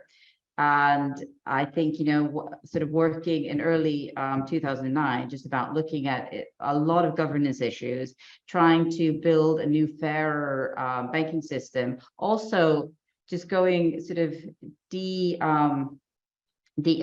had these huge, ridiculously large banks in Iceland. And they all wanted to be the Goldman Sachs, but they didn't have Goldman Sachs like talent, but thought they could be the Goldman Sachs of Europe, which they couldn't. But I think, sort of making them sort of coming back, rethinking things, building stronger, better infrastructure. And I think that's kind of maybe what we're doing in Venture today, is just like taking companies that have kind of outgrown their original business model, taking them sort of back home, looking at where they should be and where you can build a good business around them. I mean, Iceland now has one of the safest, securest banking systems because we rebuilt the banking system. And again, we've been rebuilding the banking system here at the same time as fintech has been sort of thriving. So we have a very fintech savvy, small banking system that is very well functioning for the Icelandic population and with no ambitions to be larger than it needs to be. And I think maybe some of our companies, maybe that this is what will happen to some companies that got too much money, is just going back, rethinking, and how, as Promise said, it's a good time to be a founder. How do I really make money? How do I really truly build a business?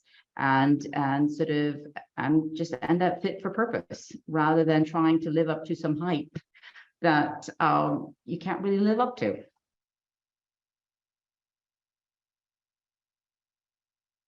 So you had these dozen plus exits. We're seeing a lot of people in venture who've never had an exit.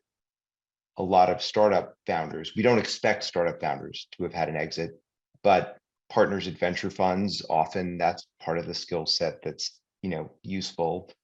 I know that a number of us at Lowenstein are spending time counseling our fund clients and friends, and even doing like tutorial sessions on here's how exits work and here's how to help, direct your companies toward actual M&A, especially because M&A can be a nice counterpoint to raising that down round, or running out of money, for sure. You lose the oxygen, you got to sell the company rather than shut it down. What are you seeing and hearing about, how companies can start thinking about M&A and how VCs can help facilitate that? Is that sorry, you froze in the beginning? So is this a question for me or somebody? Oh, sorry. This is a free-for-all question. Oh, right. Okay. Yes. Although you can certainly jump in, but I know you've done a number of exits for your portfolio. Yeah, and we've had some great help from Lowenstein as well. So we're very, very happy. But we did an exit this summer, and we had sort of US co-investors, and we were originally quite sort of hesitant, should we grow the company more? And it was really good that our US co-investors were like, do the exit. This is the only exit you're going to see this summer, so go for it. And we had some great help from Lowenstein as well. So I think that's also sometimes, and we don't regret the exit because we got great returns on it. And I think maybe it's also, again, this thinking about how big are your companies really going to get? And I'm sure there will be sort of, once everybody's adjusted to this new market, there will be a lot of M&A activity, I would imagine. So maybe that will create opportunity for our portfolio companies. And our fund one, which is kind of, we're grooming for exit, we're kind of looking at 23 as the year to really groom the companies. And hopefully 24 is that's when sort of M&A, I would imagine M&A activity would pick up again. So this is the year we're really working with our founders to make sure that the companies that we want to exit next year are exit ready. Anyone else want to give a little guidance on exits and M&A? And then I'm going to ask you, a couple of you are involved in some nonprofits that I would love to hear a little bit about, and we'll wrap by 2 Eastern. Maybe a divergence from this point, just from the LP perspective. I mean, I think something we look at and track very closely is the board kind of loading or number of seats that a given fund is holding. And so I think as we've seen a lack of liquidity for a variety of reasons that we've touched on this call, just hearing what Helga was saying as well, like trying to understand or using all the tools in your toolkit, one, to get capital back to your LPs so that this denominator effect that we're all also experiencing becomes less of a problem. But 2, to again kind of create the space to have capacity. If your firm is not, and you're not minting new partners or creating space for more junior talent to take on some of that opportunity, that raises questions in my mind as we're doing diligence of, are you actually able, to our governance point earlier, to show up in the right way for these founders if you're sitting on a larger number of board seats than you had, kind of forecasted as you were building out your model or thinking about the ongoing, scale of the firm. So there's a real need. There's a need to do this for a variety of reasons that have been touched on, but there's like a practical point as well. And I think something that, LPs are probably sensitive to, and perhaps even more so as funds return to market, and have not kind of cleared some of that space yet. That's a great point. And it used to be pretty preclusive. And now I suspect it will start to be again, or at least it'll be an articulated reason, because it is an objective measurable thing. And when people pass, they like to give objective measurable things rather than your reference call sucked. So is that something that you're thinking about, Jules? Is that something that others are thinking about? Like, gosh, I am on 12 boards, and it used to be that LPs really only liked us to serve on 6 or 7 max. So to raise a new fund, I have to show I have capacity. Yeah, a little bit. I'm on 11, so not 12, but it's a lot. Final that I tap. go to. So, but what's funny is that if we always ask this question because a few of us are pretty high in board count, and it's like, if a great company came in tomorrow and they wanted you to be a board member, would you say yes? And the answer is always yeah. The answer is always yes. Like, we always have capacity for the next great company. I think what it'll cause is some companies that you've been on the board of for 5 or 6 years, where there's other board members involved, like it may be the right thing to roll off. And I feel like I never want to do that. And I probably stay longer than, economically at all one should, but but at some point it's, I think also, the company is in a spot where your impact after that many years if I'm on the board for 3 or 4 years, I've said everything I'm probably going to say. They can almost know what I'll say before I say it, or what question I'll ask. And so I can maybe be there in spirit. So I think you'll see that, with some people kind of rolling off boards. And then M&A is the same sort of bid ask challenge. Is just, do companies want to accept the price that a buyer might want to pay? And buyers are conservative too, given they're also cutting their costs. So I don't know if this is going to be a rocking year for M&A, but maybe at some point, that sort of bid ask will clear and there'll be more. But venture investors can always add one more. No one's ever full. And with M&A, it might be easier to swallow the pill of getting your cash back, clearing your board seat, and selling the company than it is to argue and negotiate a recap among the insiders, because it's just too much friction in the system and too much risk of not closing. And Jules, do you want to talk briefly about the nonprofit that we discussed just before the call, that I know is an issue near and dear to your heart and has been for many years? Sure. So my wife is the founder of a nonprofit called Mindshare Partners. Their mission is to reduce stigma around mental health conditions in the workplace. And they've done a lot of work writing an HBR, putting content into the world around how best practices around how employers can talk to their employees about mental health and normalize it and reduce stigma. One of the best ways to do that, and they do trainings for companies too, 100% nonprofit. One of the best ways is for senior leaders to talk about their own challenges with mental health. I've personally had a panic attack before during a meeting years ago, and that caused me to make some life changes. I struggle with a lot of things and see a therapist, and a lot of people do. And so just telling and being comfortable with sharing your full self can be really helpful to an organization. And so my wife Kelly Greenwood is her name, has really built an awesome organization with about 15 people across the country, and spent a lot of time helping her with that, and I'm really proud of her for doing that. I love that you shared that. Thank you for sharing that, and a +1 for seeing a therapist, which I think is a really valuable and important thing. Aaron, your pinned tweet, 3 actions investors can take to help reduce racial inequities, that you want to pervade through the asset management industry. Do you want to give us a quick takeaway from that, and people can access it because it's your pinned tweet?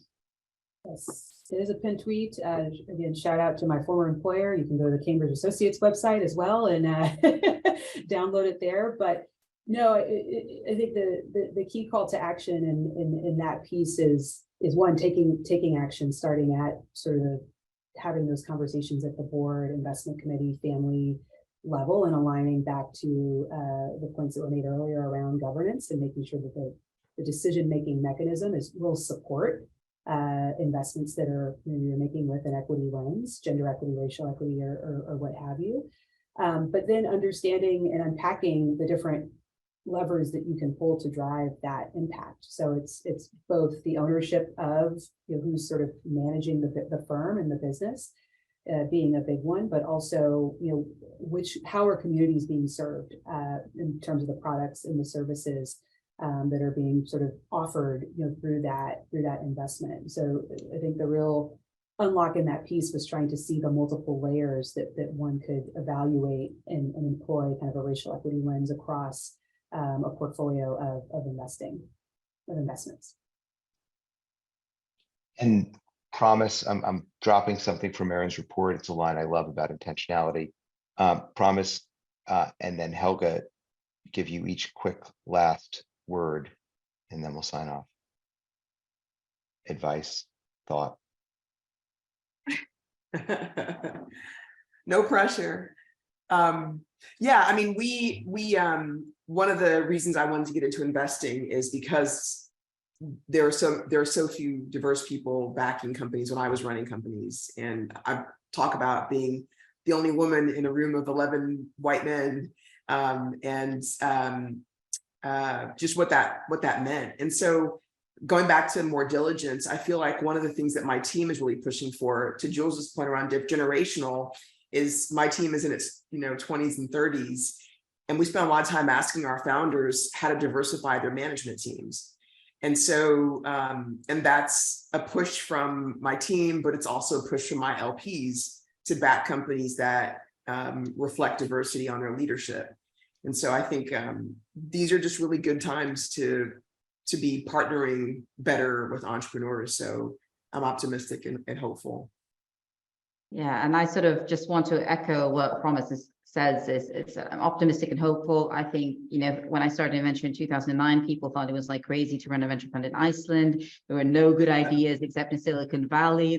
And it's just kind of nice that the whole world has an opportunity to, no matter where you're from or who you are, either to invest in interesting ideas or build around interesting ideas. And it's been really, really nice over, I think, the last 15 years. And we're just at the beginning of that journey, that everybody should have the opportunity, if they have a great idea, to solve a problem, to get funded. And it's not just like people that wear hoodies and live in Palo Alto.